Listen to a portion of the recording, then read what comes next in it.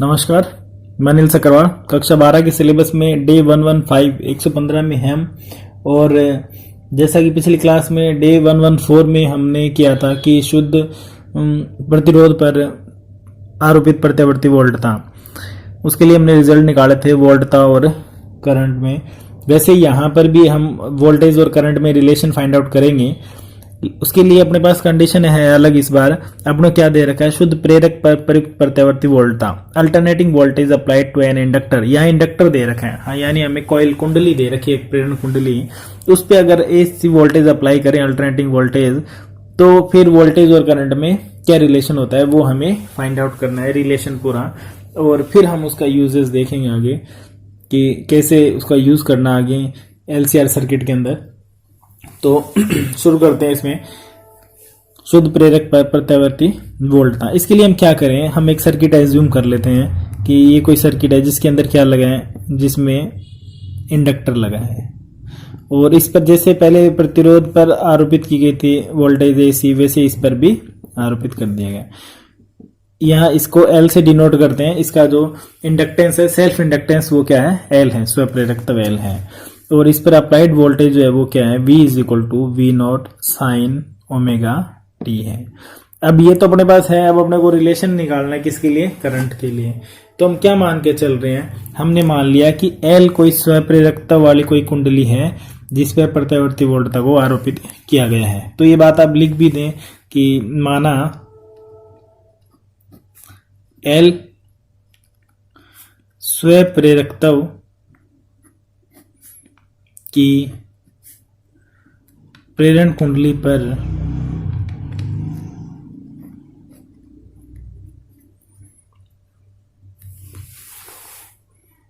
प्रत्यावर्ती वोल्टता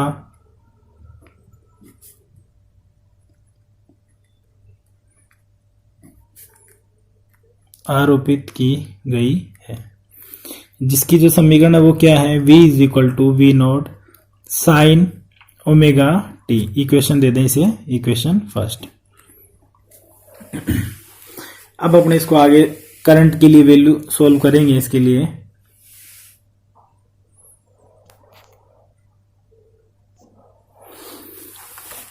तो देखें यहाँ L पर जब वोल्टेज अप्लाई होगा इसके अंदर, तो यहाँ पर फैराडे के नियम से प्रेरित विद्युत वाहक बल की उत्पत्ति होती है।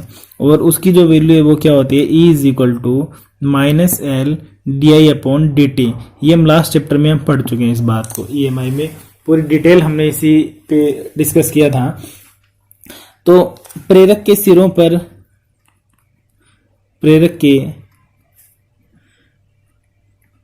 पर विद्युत वाहक बल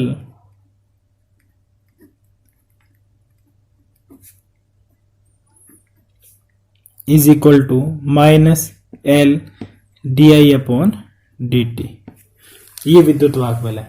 अब ये क्या करता है, ये परिपथ में जो धारा वृद्धि होती है उसका विरोध करता है। यानी इसकी दिशा इस प्रकार से होती है कि आरोपित जो प्रत्यावर्ती विद्युत वाहक बल है उसका विरोध करे, यानी उस कारण का विरोध करे जिसके कारण इसकी उत्पत्ति हुई है। तो इसकी उत्पत्ति किसके कारण हुई है, जो आरोपित प्रत्यावर्ती वोल्टता है उसके कारण इसकी उत्पत्ति हुई है, तो उसका विरोध करते हैं। और क्योंकि परिपथ के सिरों पर कोई भी विभव पतन नहीं होता है, इसलिए आरोपित वोल्टता और ये जो वोल्टता है इसका टोटल 0 रहता है। आरोपित वोल्टता और जो ये उत्पन्न वोल्टता है इसका टोटल 0 होता है, क्योंकि परिपथ में कोई विभव पतन नहीं होता। तो ये बात आप लिख सकते हैं, क्योंकि परिपथ में विभव पतन नहीं होता है, अतः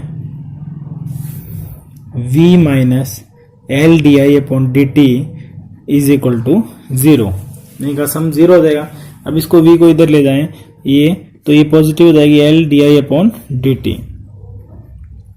हमें क्या करना है, हमें पहले ऑब्जेक्ट पता होना चाहिए, हमें रिलेशन फाइंड आउट करना है किसमें, V में और I में। तो V तो अपने पास इक्वेशन है ही साइन ओमेगा टी की फॉर्म में। अब I की इक्वेशन निकालनी है, तो क्या करें, ये जो L है इसको इधर ले जाएं तो डिवाइड में आ जाएगा, dt को इधर ले जाएं तो मल्टीप्लाई में आ जाएगा। तो d I is equal to क्या हो गया, V upon L into d t. और V की वैल्यू जो है वो समीकरण 1 से पुट कर दो आप, समीकरण 1 से V की वैल्यू पुट कर दो तो क्या आ जाएगा, d I is equal to V naught sine omega t d t और ये डिवाइड में L। अब हमें क्या करना है, I की वैल्यू निकालनी है, इसका टोटल चाहिए। तो टोटल के लिए क्या करें, टोटल के लिए इंटीग्रेशन कर दें, इसका इंटीग्रेशन कर दें। समाकलन करने पर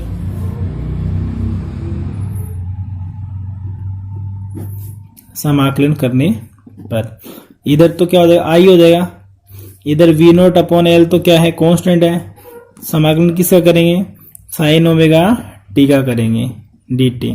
अब साइन का जो समाकलन है, यहाँ फॉर्मूले जो मैंने आपको बात की थी भी, जो इंटीग्रेशन यूज हो रहे हैं वो फॉर्मूला बेस्ड है सारे, तो उनके फॉर्मूला हमें पता होने चाहिए। 2-4 यूज होंगे तो उनके फॉर्मूले आप ध्यान रखें, पहले भी हम यूज कर चुके हैं साइन का। तो साइन का जो इंटीग्रेशन होता है sine omega t d t integration, इसका होता है minus cos omega t as it is, और जो कांस्टेंट होता है टी के रिस्पेक्ट में कर रहे हैं तो टी के अलावा ओमेगा कांस्टेंट है, ये कांस्टेंट डिवाइड में भी आता है। तो जो वैल्यू यूज कर रहे हैं आप उसे ब्रैकेट में लिख दे, ज्यादा अच्छा है।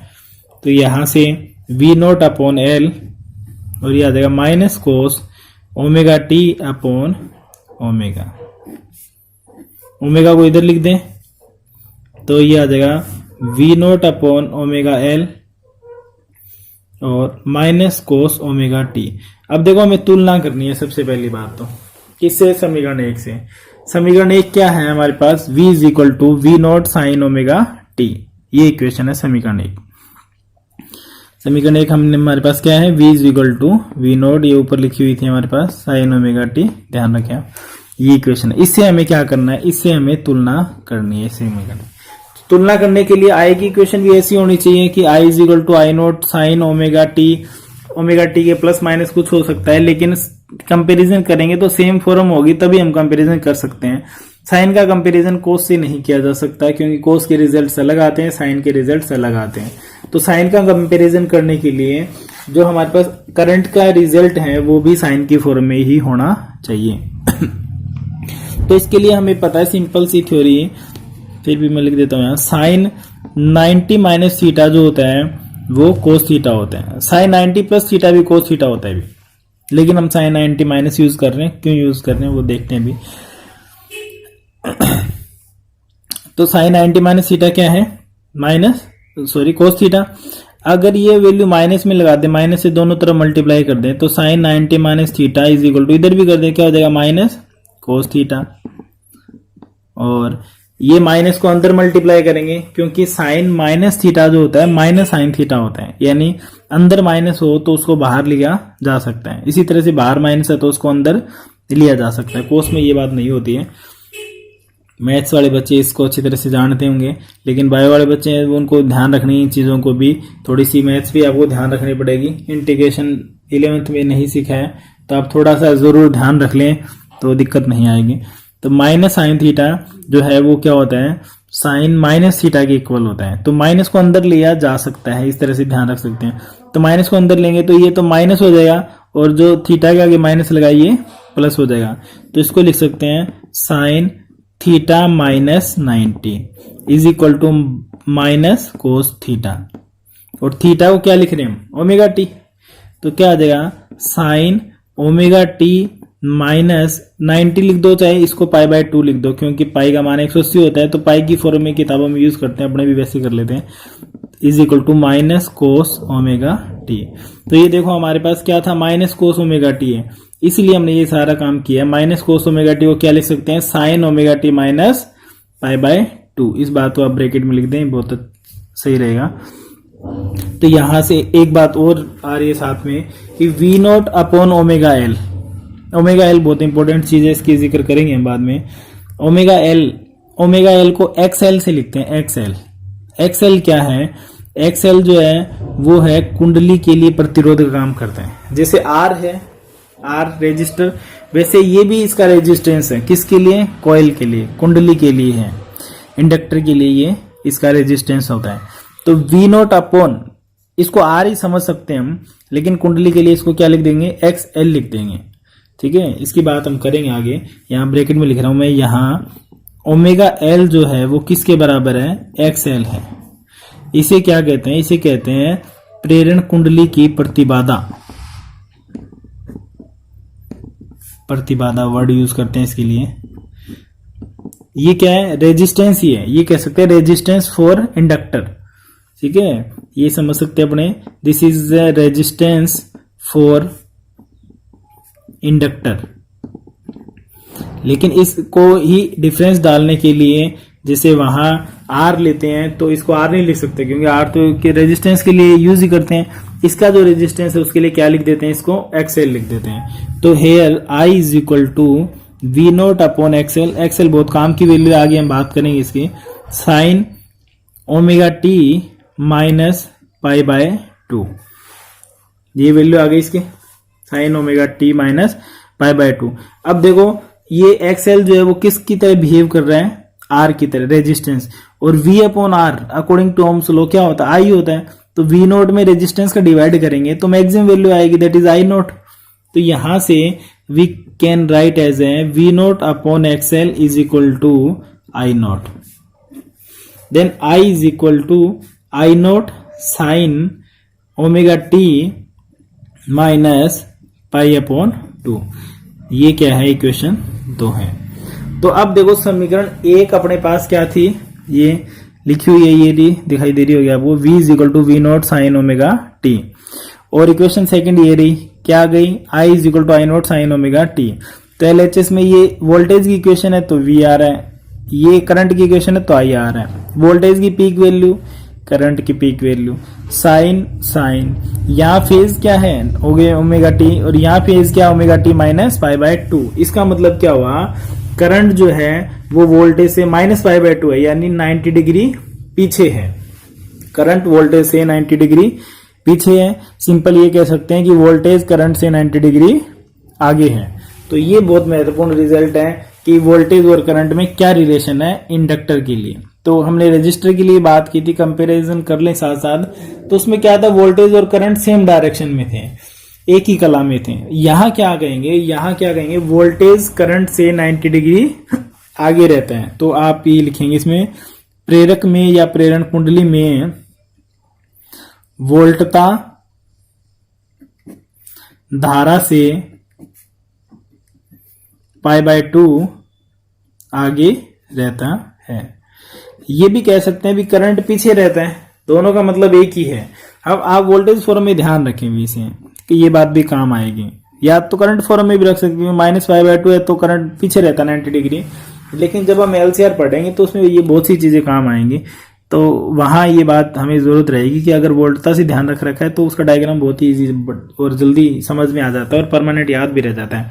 तब वोल्टता फॉर्म में मेरा सुझाव यही है, वोल्टता फॉर्म में आप जरूर आप इसको ध्यान रखें, वरना कंफ्यूजन हो जाती है भी कौन आगे कौन पीछे है, वोल्टता पीछे है करंट से या करंट जो है वो आगे है, क्या है। तो आप वोल्टेज फॉर्म में एक ही फॉर्म में ध्यान रखें कि वोल्टेज जो है वो 90 डिग्री आगे होता है फॉर इंडक्टर। अब दूसरी बात आती है इसकी फेज डिफरेंस की, नहीं लिख पा रहे हैं तो साथ साथ स्क्रीनशॉट ले लें भी। वैसे तो हम बहुत आराम से कर रहे हैं, लेकिन फिर भी आप कोई दिक्कत रहे तो स्क्रीनशॉट ले लिया करें, दिक्कत नहीं आएगी लिखने में। अब आगे बात करते हैं अपने फेज डिफरेंस की, कालांतर की।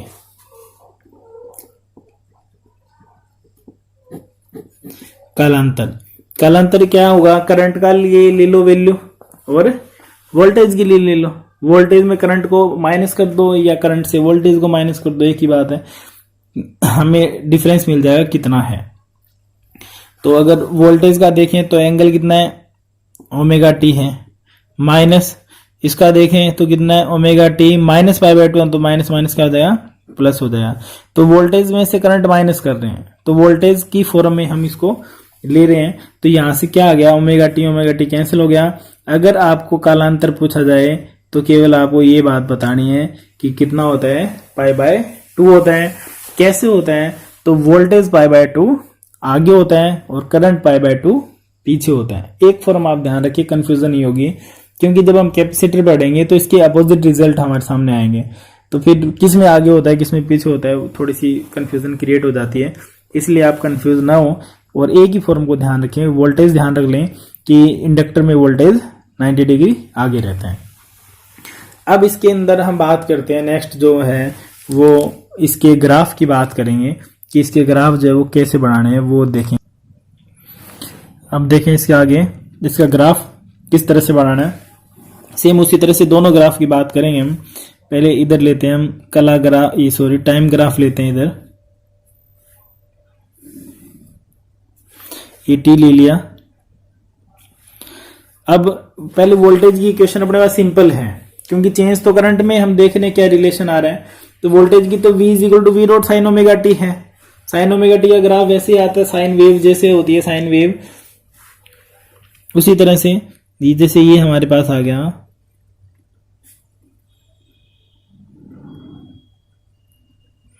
ये आ गया वोल्टेज का graph, V is equal to V naught sine omega t, वो 0 या T/4, T/2, 3T/4 और कैपिटल T, ये वैल्यू आ गई।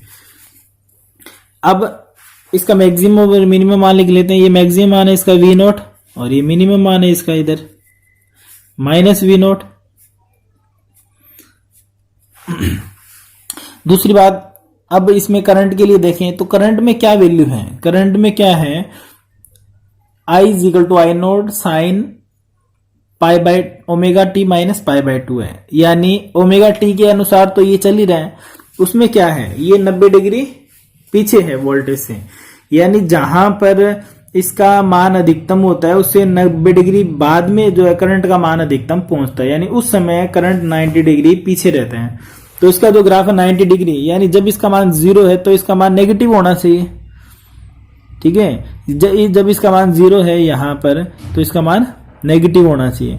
जब 90 पे इसका मान मैक्सिमम हो गया तो उस समय इसका मान 0 वाला होना चाहिए, क्योंकि 0 और 90 के बीच में 90 का डिफरेंस आ गया, ये 0 है, ये 90 डिग्री, 180 डिग्री, 270 और 360। तो इसका ये मान लेते हैं भाई, ये है मिनिमम मान माइनस आई नोट और ये मैक्सिमम मान प्लस आई नोट। तो यहां से इसका ग्राफ ऐसे जाएगा, ये बात जरूर आप ध्यान रख लें। वही साइकिल एक वही कंप्लीट होगा उसी तरह से, और इस तरह से इसका ग्राफ बनेगा। अब देखें कि यहां पर जहां पर वोल्टेज का मान तो क्या मैक्सिमम है और यहां पर करंट का मान कितना है, 0 है, 0 है। तो इसके लिए जो मान 90 पे आ रहा था वो इसका मान वहां 0 आ रहा है। जहां इसका मान क्या हो रहा है 180 पे क्या हो रहा है 0 हो रहा है, यहाँ 180 पर क्या है इसका मान अधिकतम है। तो यहां से कितनी भी दो लगातार वैल्यूज के बीच का डिफरेंस देख लें कितना मिलेगा हमें, 90 डिग्री मिलेगा। तो ये टाइम ग्राफ है, टाइम ग्राफ समय ग्राफ है ये। इसी तरह फेजर ग्राफ की बात करें, फेज की फॉर्म में, कला की फॉर्म में, तो भी हम उसी तरह से बनाएंगे इसको भी। अब वोल्टेज ले तो ये तो हो गया वोल्टेज, वोल्टेज के लिए एंगल कितना है ओमेगा टी है। ये करंट की इक्वेशन है तो यहाँ करंट की इक्वेशन डाल दें, I is equal to I naught sine omega t. ये वोल्टेज है, वोल्टेज क्या है ओमेगा टी पर है, तो इसका जो मैक्सिमम मान है वो क्या है वी नोट है। अब करंट क्या है, इससे 90 डिग्री पीछे है, तो इससे 90 डिग्री पीछे किधर जाएंगे हम, रिवर्स में, एंटी क्लॉकवाइज। तो यहां से इधर जाएंगे तो इसका 90 डिग्री यहां आएगा, ये 90 डिग्री बनेगा। तो इतना पीछे है करंट, तो ये आ जाएगी करंट की वैल्यू। यहां से देखें तो इसका करंट का मान है मैक्सिमम आई नॉट है। तो ये कौन सा ग्राफ हो गया, ये फेजर ग्राफ है। ये आ गई इसकी ग्राफ की बात। शॉर्ट क्वेश्चन का जरूर आप इसमें ध्यान रखिए, काफी बनते हैं इसमें शॉर्ट क्वेश्चन। जैसे इसमें कालांतर कितना होता है, तो कालांतर 90 डिग्री होता है वोल्टेज करंट में। रिलेशन क्या होता है वोल्टेज और करंट में, तो रिलेशन क्या होता है, वोल्टेज जो है वो करंट से 90 डिग्री आगे रहता है। अब देखो सबसे महत्वपूर्ण बात इसके अंदर दिखाई दे रहा है हमें, ओमेगा एल दिखाई दे रहा है, जिसको हमने लिखा था X L is equal to omega L, X L is equal to omega L. इसकी हमने बात की थी, क्या लिखा था, प्रेरण कुंडली के लिए क्या है, ये प्रतिरोध का काम करता है। इसकी बात करते हैं, इससे भी कुछ रिजल्ट्स आते हैं महत्वपूर्ण। और दूसरा न्यूमेरिकल में इसका बहुत ज्यादा यूज होगा, अभी न्यूमेरिकल के लिए बहुत महत्वपूर्ण बात है ये। तो बात करते हैं X L is equal to omega L. इसे क्या कहते हैं, इसे यही कह सकते हैं, यह कुंडली के लिए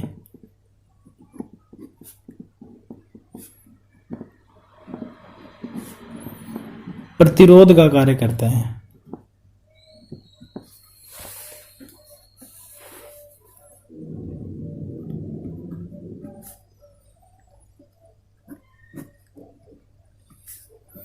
इसे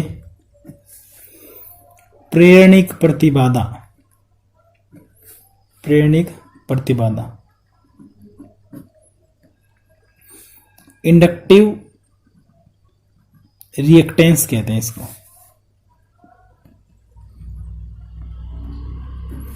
या प्रेरकीय भी बोल देते हैं, प्रेरकीय हिंदी में प्रेरकीय प्रतिबाधा या प्रतिघात वर्ड भी यूज कर लेते हैं। ध्यान रखिए इन शब्दों का, प्रतिबाधा या प्रतिघात कहते हैं। जब भी ध्यान रखें भी ये क्या है, प्रतिरोध है, ये प्रतिरोध है, बस आप इसको प्रतिरोध मान के चले, न्यूमेरिकल में कोई गलती नहीं होगी कभी भी। लेकिन ये किसके लिए, कुंडली के लिए, इसको इसलिए XL नाम दे दिया, L इंडक्टेंस के लिए यूज करते हैं। तो अब पूछ ले भाई इसका मात्रक क्या होता है, प्रेरणिक प्रतिबाधा का या प्रेरणिक प्रतिघात का, इंडक्टिव रिएक्टेंस का जो यूनिट है वो क्या होती है, मात्रक। तो क्या होगा मात्रक, जब ये प्रतिरोध ही है तो इसका मात्रक भी क्या होगा, ओम होगा। इसका मात्रक, तो ये भी शॉर्ट क्वेश्चन है, भी कुछ भी पूछा जा सकता है, इसका मात्रक ओम होता है। अब देखो इसमें से ग्राफ भी पूछ लेते हैं। We know that omega is equal to क्या होता है, 2 पाई एफ। शुरू में पहली क्लास में हमने इसमें बात की थी, फर्स्ट क्लास में इस चैप्टर की, 2 pi F. F is a frequency, आवर्ती है। तो यहां से क्या आ गया, अतः X L is equal to क्या आ गया, 2 पाई एफ एल। ये इसका फॉर्मूला आ गया। क्वेश्चन आपको फ्रीक्वेंसी की फॉर्म में, इंडक्टेंस की फॉर्म में मिलेगा, इसलिए यही फॉर्मूला ज्यादा यूज होने वाला है अभी। दूसरी बात, इसमें ग्राफ भी पूछ लेते हैं, एक्स एल और एफ के मध्य ग्राफ बताइए। प्रेरणिकीय प्रतिघात या प्रतिबाधा तथा आवर्ती के मध्य क्या ग्राफ होता है। तो यहां से क्या दिखाई दे रहे हैं कि एल तो कांस्टेंट है, जितना है उतना ही रहेगा। एफ अगर वैल्यू को इंक्रीज या डिक्रीज करेंगे तो ये भी इंक्रीज या डिक्रीज होगी, सामने लिखी है। तो इसका मतलब ये क्या है, डायरेक्टली प्रोपोर्शनल है। X L is directly proportional to frequency of applied voltage, इसके आवर्ती के समानुपाती होता है। तो अगर इसका ग्राफ देखें तो इसका ग्राफ कैसा आएगा, इसका ग्राफ ऐसे आएगा, इधर ले लें हम एफ और इधर ले लें एक्स एल। तो जैसे जैसे एफ बढ़ेगा वैसे वैसे एक्स एल भी बढ़ेगा, डायरेक्टली प्रोपोर्शनल है। तो ये सीधी रेखा आएगी जो ओरिजिन से जाएगी, जो क्या शो कर रही है, X L is directly proportional to F. एक बात तो ये हो गई इसकी न्यूमेरिकल पे आने से पहले। दूसरी बात इसके अंदर क्या है कि ग्राफ ऐसे भी पूछ लेते हैं कि एक्स एल और 1/f के मध्य ग्राफ बढ़ाइए। अब अपने कहें भी 1/f तो है ही नहीं, इसके अंदर कहां से आएगा। लेकिन कोई भी वैल्यू उसको लिखने का तरीका जो है वो चेंज किया जा सकता है। जैसे इसी इक्वेशन से, इसको मैं इक्वेशन 3 आ गई थी 4 दे रहा हूं। अब इक्वेशन 4 से क्या लिख सकते हैं, इक्वेशन 4 से X L is equal to 2 pi L upon 1/f लिख दें। कोई दिक्कत नहीं होगी, क्योंकि 1/f लिखेंगे तो भी ऊपर ही तो आ रहा है, मल्टीप्लाई में ही तो आ रहा है ये गुणा होके। लेकिन केवल क्या कर दिया हमने, लिखने का तरीका, क्योंकि क्वेश्चन में क्या करते हैं, चेंज ही ऐसा किया जाता है। तो एक्स एल जो है वो क्या हो गया। अब रिलेशन किसके साथ देखना है, एफ के साथ नहीं देखना। 1/f is a complete value, single value है ये, न कि आप इसको 1 में लेकर इनवर्सली एज्यूम करें, वो तो आ ही गया हमारे पास। इसका मतलब X L is inversely proportional to 1/f। ये क्या है, किसके, 1/f के व्युत्क्रमानुपाती है। अगर 1/f की बात करें तो 1/f के व्युत्क्रमानुपाती है ये। अब ग्राफ पूछ लिया आपसे कि ग्राफ बनाओ किस किस के बीच में, एक्स एल और 1/f के बीच में आपको क्या बनाना है, ग्राफ बनाना है। तो इसका ग्राफ कैसे आएगा, एक्स एल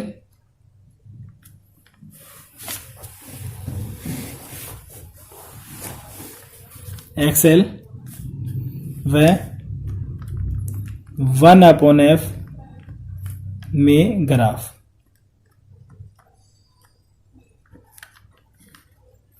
तो इसका ग्राफ कैसे आएगा, इधर 1/f ले रहे हैं और इधर एक्सएल ले रहे हैं, तो 1/f के तो इनवर्सली है वैल्यू, इसीलिए जैसे जैसे 1/f की वैल्यू इंक्रीज होगी वैसे वैसे एक्सएल की वैल्यू डिक्रीज होगी। तो ये बात भी आपको ध्यान रखनी है। इस तरह के क्वेश्चन जो है वो भी पूछ लिए जाते हैं, तो बिल्कुल आप ध्यान रखें कि कैसे इसको ग्राफ जो है वो बनाने हैं। अब बात करते हैं भी करंट की, इसमें कैसे फाइंड आउट करना है। अगर आपको करंट फाइंड आउट करना है तो we know that I is equal to क्या होता है, वी अपॉन आर होता है। तो यहाँ क्या आ जाएगा, वी अपॉन एक्सएल आ जाएगा। नॉर्मली देखो इस चैप्टर में क्वेश्चन में जो आपको वोल्टेज दिया जाएगा, जो वोल्टेज ऐसे दिया जाएगा कि कोई भी परिपथ जो है उसको 220 वोल्ट की सप्लाई से 50 हर्ट्ज की सप्लाई से जोड़ा गया है। सप्लाई का मतलब है जो वोल्टेज दिया गया है वो आरएमएस वैल्यू है।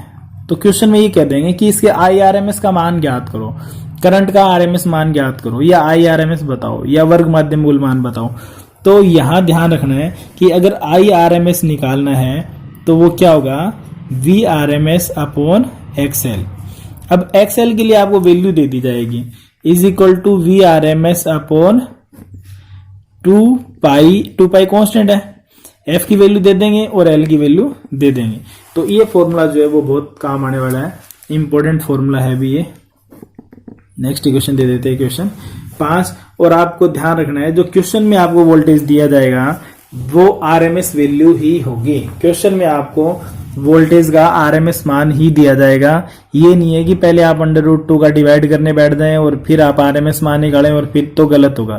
ध्यान रखिए ये बात क्वेश्चन में नहीं लिखी जाएगी, आपको खुद को ध्यान रखनी है कि जो नॉर्मली अगर वोल्टेज सप्लाई दी जाती है तो जो घर में वोल्टेज सप्लाई आती है वो आरएमएस वैल्यू ही आती है, इसलिए आरएमएस मान ही होता है वो, आपको आरएमएस मान अलग से नहीं निकालना है। ये बात आपको ध्यान रखनी है। अब इन बातों का हम यूज करेंगे न्यूमेरिकल के अंदर। तो न्यूमेरिकल जो हम एक अगला टॉपिक और पढ़ेंगे, उसके बाद एक साथ ही करेंगे तीनों की न्यूमेरिकल, एक क्लास न्यूमेरिकल क्लास ही रखेंगे बीच में। तब तक आप इसको पढ़ें, रिवाइज करें अच्छे से और समझें इसको, फिर आगे के टॉपिक जो है वो इजीली समझ में आ जाएंगे, दिक्कत नहीं आएगी। तब तक आप पढ़ते रहिए, और जिन्होंने चैनल को सब्सक्राइब नहीं किया है जरूर सब्सक्राइब जरूर कर लें, और ताकि आपको नोटिफिकेशन मिल जाएंगे इसके साथ साथ ही।